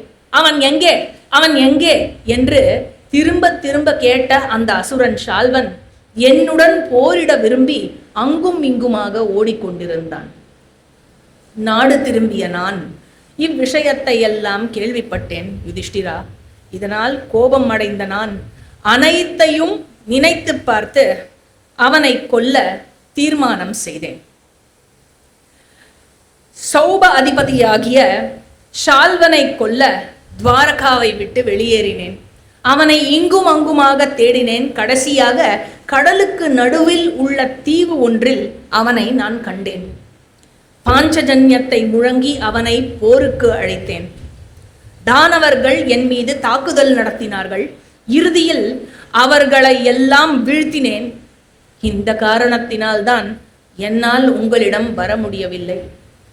ஹஸ்தினாபுரத்தில் நடந்த அந்த நியாயமற்ற பகடையாட்டத்தை கேள்விப்பட்டு துயரால் மூழ்கியிருக்கும் உங்களை காண விரும்பி இங்கே வந்தேன் அப்படின்னு சொல்லி கிருஷ்ணர் முடிச்சுட்டார். யுதிஷ்டிரருக்கு எப்படி இருக்கும்? ஹஸ்தினாபுரத்தில் நடந்த விஷயம் தான் நமக்கு டீட்டெயிலாக தெரியுமே இல்லையா? கிருஷ்ணா இந்த விவரிப்பில், எந்த விவரிப்பில்? ஷால்வன் துவாரகாவை அட்டாக் பண்ணி போர் தொடுத்து நீ திருப்பி ஷால்வனை அந்த சமுத்திரத்துக்கு நடுவில் இருக்கிற தீவில் போய் அடித்த அந்த விவரிப்பில், இப்பொழுது நீ சொன்ன இந்த விவரிப்பில் எனக்கு என்னுடைய ஆர்வம் தணியவில்லை. அதனால் இன்னும் விவரமாக சொல். கிருஷ்ணர், சொல்கிறேன் யுதிஷ்டிரா. சிசுபாலன் என்னால் கொல்லப்பட்டதை கேட்ட ஷால்வன் துவாரகாவிற்கு வந்தான். படைகளை வரிசையாக நிறுத்தி நகரத்தை சுற்றியும் மேலிருந்தும் முற்றுகையிட்டான். வானில் தன்னை நிறுத்தி கொண்ட அந்த தானவ மன்னன் துவாரகாவுக்கு எதிராக போரை தொடுத்தான். எல்லா புறங்களிலிருந்தும் அடர்த்தியான ஆயுதங்களை பொழிந்து அந்த போர் நடந்தது. துவாரகாவின் கோட்டை, அந்த கோட்டையை கட்டும் பொழுது கோட்டைக்கான அறிவியல் சாஸ்திரத்தின் துணையால் பாதுகாப்புடன் கட்டப்பட்டது துவாரகையினுடைய கோட்டை. யாரு சொல்றார்? கிருஷ்ணர் சொல்றார். ஏன்னா விஸ்வகர்மா வச்சு கட்டினது அது இல்லையா? துவாரகை எண்ணிலடங்கா ரதங்களுடனும் சிறந்த வீரர்களுடனும் எந்த எதிரையும் எதிர்க்க வல்லவர்களாகிய விருஷ்ணி அந்தக போஜ குல வீரர்களை அவர்களால் காக்கப்பட்டது துவாரகை கோட்டை. கவனக்குறைவை தவிர்க்க நகரம் முழுவதும் யாரும் மது அருந்தக்கூடாது என்று அறிவிக்கப்பட்டது. ஏன்னா ஷால்வன் படையெடுத்து வரும்பொழுது இங்க மது அருந்து வீரர்கள் இருக்கக்கூடாதே.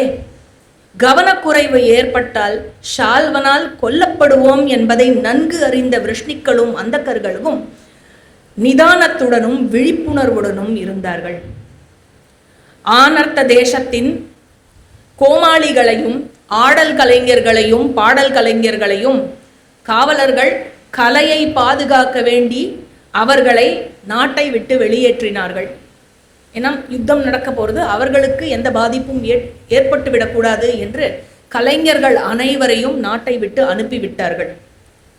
நதிகளின் மேலிருந்த அனைத்து பாலங்களும் அழிக்கப்பட்டன.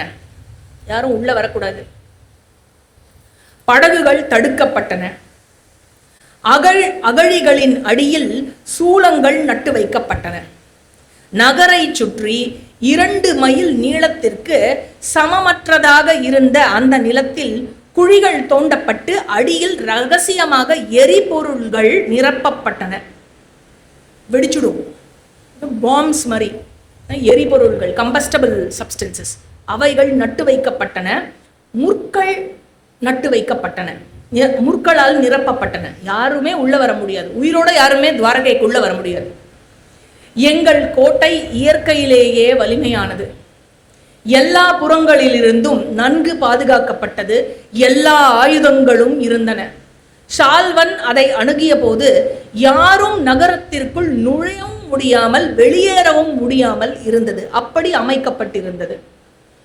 வீரர்களுக்கு கொடுக்க வேண்டிய உதவித்தொகையையும், யாரு? விருஷ்ணி குலத்தில் இருக்கும் வீரர்களுக்கு, விருஷ்ணி அந்த குலத்தில் இருக்கும் வீரர்களுக்கு கொடுக்க வேண்டிய உதவித்தொகையையும் ஊதியத்தையும் அவை இரண்டுமே யுத்தத்திற்கு முன்னாடியே கொடுக்கப்பட்டது. தங்கம் கொடுக்கப்படாத வீரர்களே இல்லை, பராக்கிரமத்தை வெளிப்படுத்தாத வீரர்களே இல்லை. ஏனென்றால் யாரும் போரிடச் சொல்லி யாரையும் கட்டாயப்படுத்தவில்லை. இவ்வாறு நன்கு திட்டமிடப்பட்டு பாதுகாக்கப்பட்ட துவாரகா ஆஹுகர் என்ற உக்ரசேனரால் காக்கப்பட்டது. ஷால்வன் 4 வகை படைகளுடனும் எங்கள் நகரத்தை நோக்கி வந்தான். எல்லா இடங்களிலும் ஷால்வனுடைய படையே நிரம்பி நின்றது. தன் படைகளுடன் கருடனை போல் பறந்து துவாரகையை நோக்கி பறந்து வந்தான். விருஷ்ணிகுல இளவரசர்கள் ஷால்வ படையினருக்கு வெளியேயே, நகரத்திற்கு வெளியேயே பதிலடி கொடுத்துவிட வேண்டும் என்று தீர்மானித்திருந்தார்கள். யுதிஷ்டிரா, சாருதேஷ்ணஹா, சாம்பஹா, மகாரதி பிரத்யும்னஹா எல்லாருமே கிருஷ்ணரோட பசங்க, இளவரசர்கள், விருஷ்ணிகுல இளவரசர்கள் ஆகியோர் கவச்சம் பூண்டு தங்கள் ரதங்களில் ஏறி சால்வனும் அவனது படையுடனும் மோதுவது என்ற தீர்மானத்துடன் இருந்தார்கள். சாம்பன் ஷால்வனுடைய படை தளபதியான க்ஷேம விருத்தியுடன் மோதினான். சாம்பன் மழையை பொழியும் இந்திரனை போல் தனது கணைகளையே மழையாக பொழிந்தான். யாரு மேல? க்ஷேமவிருத்தி மீது. க்ஷேமவிருத்தியோ இமயம் போல் அசையாமல் அவற்றை தாங்கிக் கொண்டிருந்தான். பிறகு க்ஷேமவிருத்தி மாயை சக்தியை பயன்படுத்தி சாம்பன் மீது பலம் வாய்ந்த கரங்களை சரமாரியாக பொழிந்தான்.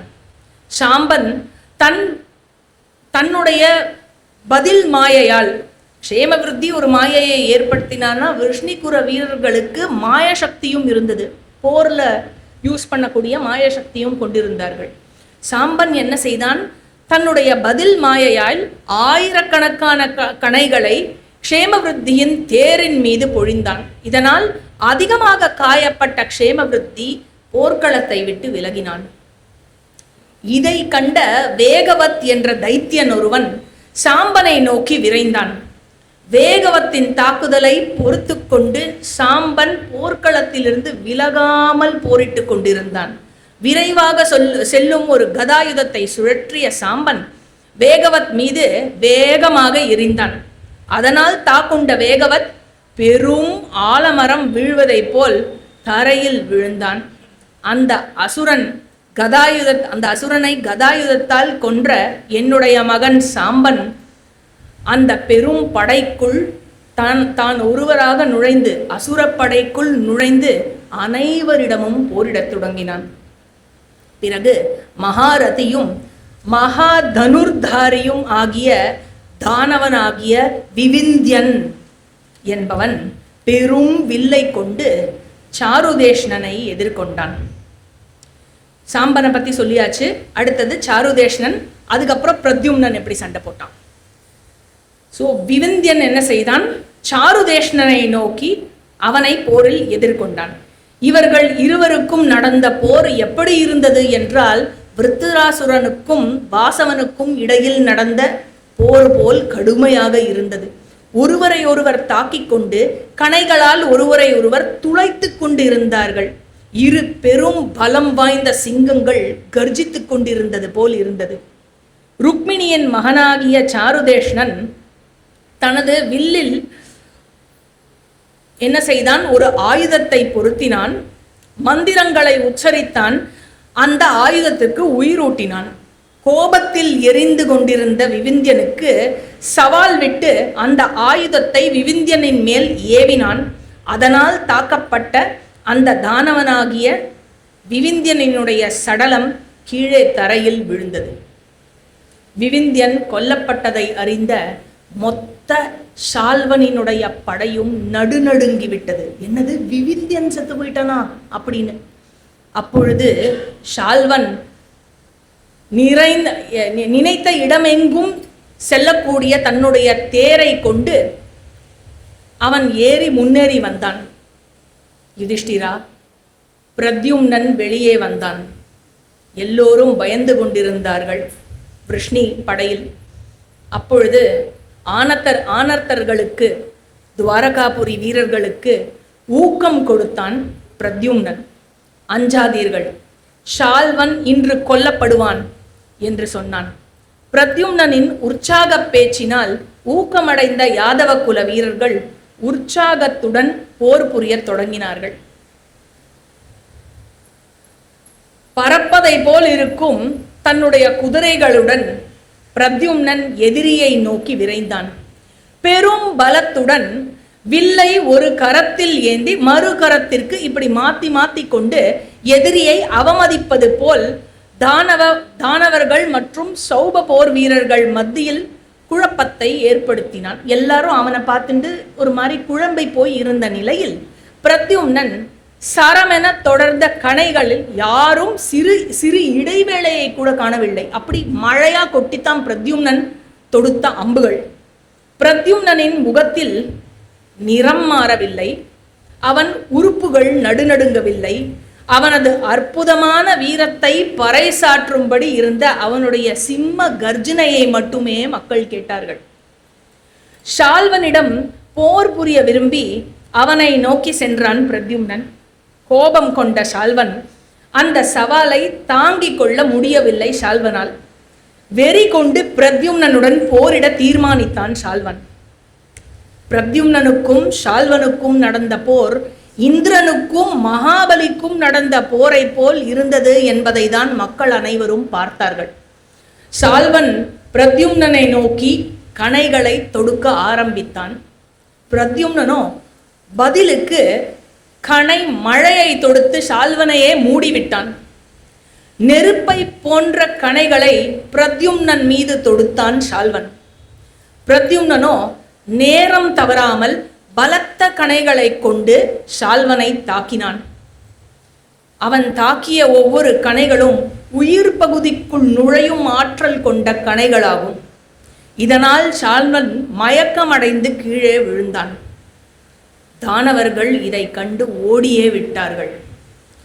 மீண்டும் உணர்வை பெற்ற மயக்கமடைந்து விழுந்த ஷால்வன் கொஞ்ச நேரம் கழித்து மீண்டும் உணர்வை பெற்றான். மீண்டும் உணர்வை பெற்ற பலம் வாய்ந்த அந்த ஷால்வன் பிரத்யும்னனை பலமாக தாக்கத் தொடங்கினான். ஷால்வனால் தொடுக்கப்பட்ட கணைகள் தன்னுடைய தொண்டையில் துளைத்தபடி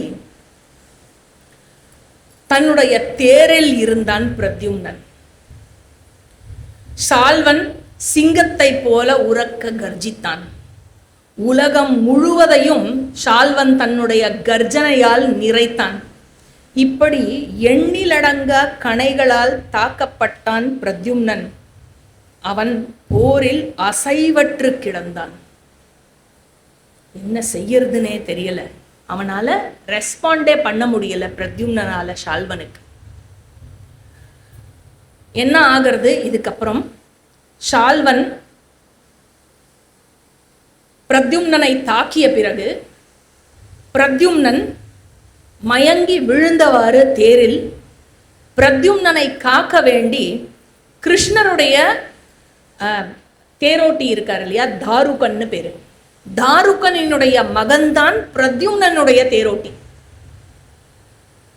தாருகனுடைய மகன் பிரத்யும்னனுக்கு தேரோட்டியாக இருப்பவன். பிரத்யும்னன் இந்த நிலைமையில இருக்கிறத பார்த்து அந்த வார்ஃபீல்டை விட்டு வெளியேறுகிறான்.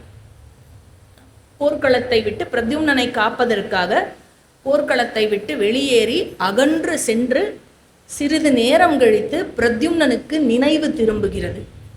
பிரத்யும்னனுக்கு நினைவு திரும்பிய பொழுது பிரத்யும்னன் தேரோட்டியை பார்த்து கேட்கிறான், எப்படி நீ போர்க்களத்தை விட்டு வெளியே வருவாய்? ஒரு க்ஷத்ரியனாகியவன் போரிலிருந்து புறமுதுகை காட்டி ஓடினார் என்று தெரிந்தால் எங்க அப்பா கிருஷ்ணனுக்கு நான் என்ன பதில் சொல்வேன்? எங்க பெரியப்பா பலராமருக்கு நான் என்ன பதில் சொல்வேன்? எங்க தாத்தா வசுதேவருக்கு நான் என்ன பதில் சொல்வேன்? இவா கேட்பாளே, அவா கேட்பாளே, இவா கேட்பாளே, இவா கேட்பாளே, இவாளுக்கெல்லாம் என்ன நான் பதில் சொல்லுவேன்? விருஷ்ணி குலத்துக்கு நான் எப்படி என் மூஞ்சியை எப்படி காட்டுவேன்? ஒரு க்ஷத்ரியனாகப்பட்ட நான் போர்க்களத்தை விட்டு விலகக்கூடாது, இதை அறிந்தும் நீ ஏன் விலகி வந்தாய் அப்படின்னு கேட்ட உடனே வெரி பியூட்டிஃபுல் கான்வர்சேஷன் இது. அந்த இடத்துல தாருகனுடைய மகன் தேரோட்டியாக இருப்பவன் அவன் சொல்லுவான், ஒரு சூத்த தர்மம் என்னன்னா என்னுடைய மாஸ்டரோட உயிரை காப்பாத்துறது என்னுடைய தர்மம். அதனால என்னுடைய தர்மத்தின்படி இவ்வளவு அடிபட்டு மயங்கி இருக்கும் உங்களை காப்பதற்காகவே நான் இப்பொழுது வந்தேன் அப்படின்னு சொன்ன உடனே பிரத்யும்னன் சொல்லுவான், இதற்கு மேல் நான் சொல்வதை நீ கேட்க வேண்டும். என்ன கேட்க வேண்டும்? தேரை திருப்பி போர்க்களத்திற்கு செல். ஒரு நிமிஷம் தாருகனுடைய மகனுக்கு ஒன்றும் புரியாது. உடம்பு இவ்வளவு மோசமா இருக்கே, மருந்து கூட போட்டுக்கலையேன்னு ஒரு நிமிஷம் திணறும் பொழுது, ஹுகும், டைகர் கா ஹுகும், போ போர்க்களத்திற்கு அப்படின்னோடனே வண்டியை திருப்பி போர்க்களத்திற்கு செல்வான். அங்கு பிரத்யும்னனுக்கும் ஷால்வனுக்கும் கடுமையான ஒரு போரானது நடக்கும். அந்த போரில் பிரத்யும்னன் ஷால்வனை வீழ்த்தி விடுவான். வீழ்த்தி இன்னும் ஒரே ஒரு கணை ஷால்வன் செத்து விடுவான். அந்த நிலைமையில் இருக்கும் பொழுது என்ன ஆகும்? தேவதாவும் மற்ற ரிஷிகளும் நாரதரும் எல்லாரும் வந்துருவா. வந்து சொல்லுவா பிரத்யும்னன் கிட்ட, அப்பா, படைப்பு கடவுளான பிரம்மாஜியினுடைய ஆணை என்னவென்றால், ஷால்வன், அசுரனாகிய இந்த ஷால்வன் உங்க அப்பா கிருஷ்ணர் கையால தான் சாகணும். அதனால அவனை விட்டு வச்சுறேன், அவர் வந்து கொல்லட்டும், அதுதான் நியத்தி அப்படின்னு சொன்ன உடனே பிரத்யும்னனுக்கு எவ்வளவு சந்தோஷம் இருக்கும்னா, எடுத்த கணையை திருப்பி வச்சுட்டு போ, இன்று போய் நாளை வான்னு அமுச்சு விட்டுடும் ஷால்வனை. அப்படி அனுப்பி விட்ட உடனே திரும்பி வந்து கிருஷ்ணர் இந்திரபிரஸ்தத்திலிருந்து துவாரகைக்கு வரும் பொழுது டோட்டலாக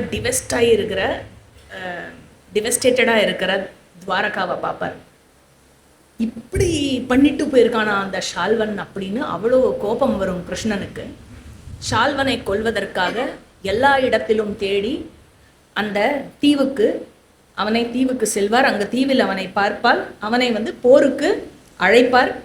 போர், பயங்கரமான போர் இருக்கும். கிருஷ்ணனுக்கும் ஷால்வனுக்கும் மத்தியில் மாய சக்தியெல்லாம் பயன்படுத்தி போர் செய்வான் ஷால்வன். அதுல என்னாகும், ஆஹூக்கர் கிட்ட இருந்து, விஷ்ணி குலத்தை சேர்ந்த ஆஹூக்கர் கிட்ட இருந்து ஒரு மெசஞ்சர் வந்து நியூஸ் எடுத்துன்னு வருவார் கிருஷ்ணர் கிட்ட. பெருந்துக்கத்தோடு, கிருஷ்ணா போரை நிறுத்த வேண்டிய நிலைமையில இருக்கும், போரை நிறுத்து, ஷால்வனோடு நீ செய்து கொண்டிருக்கும் போரை நிறுத்து. கிருஷ்ணருக்கு புரியாது, எதுக்கு போரை நிறுத்தணும்? ஆஹூக்கர் கிட்ட இருந்து மெசேஜ் வந்திருக்கு. மெசஞ்சரை பார்த்தாலே தெரியும் ஆஹூக்கருடைய அசிஸ்டன்ட். எதற்கு நிறுத்த வேண்டும்? இந்த ஷால்வன் அப்பாவாகிய வசுதேவரை கொன்று விட்டான், வசுதேவர் இறந்து விட்டார், போரை நிறுத்து. கிருஷ்ணருக்கு அப்படியே ஒண்ணுமே புரியாது. தொண்டையெல்லாம் அடைச்சு போய் நடுநடுங்கி போயிடுவார். என்னது, வசுதேவர் கொன்று விட்டாரா? துவாரகா கோட்டைக்குள்ள நுழையவே முடியாதே இவளால. அப்பேற்பட்ட துவாரகா கோட்டைக்குள்ள நுழைஞ்சு வசுதேவரை எப்படி சாகடிக்க முடியும்? வசுதேவர் இறந்து விட்டார் என்றால் அண்ணன் பலராமர் இறந்திருக்க வேண்டுமே. பலராமர் இருக்கும் வரையில் வசுதேவர் கிட்டையே போக முடியாதே. என் மகன் பிரத்யும்னன் இருக்கும் வரையில் வசுதேவர் கிட்ட போக முடியாதே. என் மகன் சௌபன் இருக்கும் வரையில் வசுதேவர் கிட்ட போக முடியாதே. என்னுடைய மகன் சாருதேஷ்ணன் இருக்கும் வரையில் வசுதேவர் கிட்ட போக முடியாதே. அப்படி வசுதேவர் இறந்து விட்டார் என்று நீ சொன்னால் இவர்கள் அனைவரும் இறந்து விட்டார்களா அப்படின்னு கிருஷ்ணர் வந்து ஒரு நிமிஷம் என்ன நடக்கிறதுனே தெரியாம ஒரு ஷாக்ல இருப்பார். மேல என்ன நடக்கிறது அப்படிங்கிறது அடுத்த வாரம் கிளாஸ்ல பார்ப்போம். ஓம் பூர்ணமதః பூர்ணமிதம் பூர்ணாத் பூர்ணமுதச்யதே பூர்ணஸ்ய பூர்ணமாதாய பூர்ணமேவாவசிஷ்யதே. ஓம் சாந்தி சாந்தி சாந்தி. ஹரி ஓம். ஸ்ரீ குருப்யோ நமः. ஹரி ஓம்.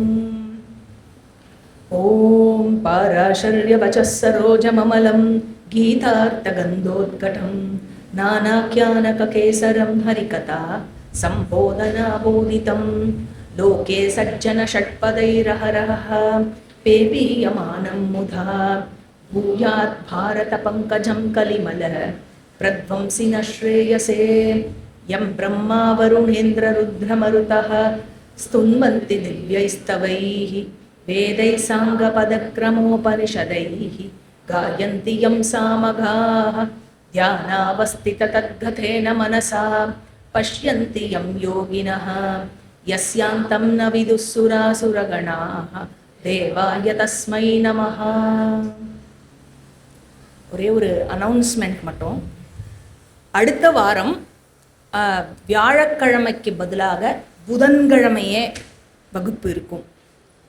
நான் ஊரில் இல்லாத காரணத்தினால கிளாஸை கேன்சல் பண்ண வேண்டாம் என்ற ஒரு எண்ணத்தினால் இந்த ஒரு ரிக்வெஸ்ட் உங்ககிட்ட வச்சுக்கலாமா, இல்லை லீவ் விட்டுடலாமா? பெஸ்ட்டு. வசுதேவர் என்னாச்சு? சரி. ஸோ அடுத்த வாரம் புதன்கிழமை வென்யூ எதுமா? இங்கே புதன்கிழமை இதே வினோபா ஹாலில் சேம் டைம் 7 to 8:30. ஹரி ஓம். जय जय भागवत देवा जय जय भागवत जय जय राधा कृष्ण स्वरूपा जय जय भागवत देवा जय जय भागवत मरुभूमौ प्रतिपदं ललितं त्वां त्यक्त्वा परमसुखं कुतः देवा जय जय भागवत परमपदे भगवान् भक्त परिपालन गुणवान् कमलभवाय कृपया त्वां निज कमलमुखेन ददौ देवा जय जय भागवत आलोढ्या किल शास्त्रं भगवान् अनवाप्य मनशान्तिम् आस्वाद्यातुलरसन्ते शाश्वतमानन्दमापपरम् देवा जय जय भागवत कलिमलहरणं त्वां श्रुत्वा कैवल्यसुखप्रदौ कृष्णप्रेमनिमग्नो राजा कृष्णपदाम्बुजमाप देवा जय जय भागवत जय जय भागवत देवा जय जय भागवत जय जय राधा कृष्ण स्वरूपा जय जय भागवत देवा जय जय भागवत. जय बोल भागवत भगवान की.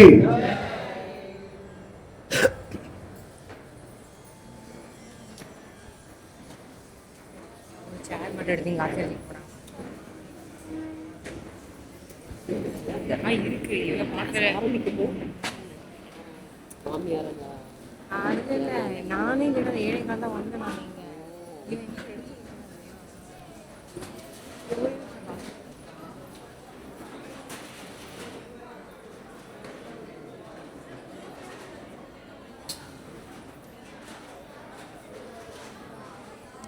நான் இங்க பேசுறதுலாம் மைக்க ரெக்கார்ட் ஆகிட்டே இருக்கும். நீங்க பேசுனா கேட்கும்.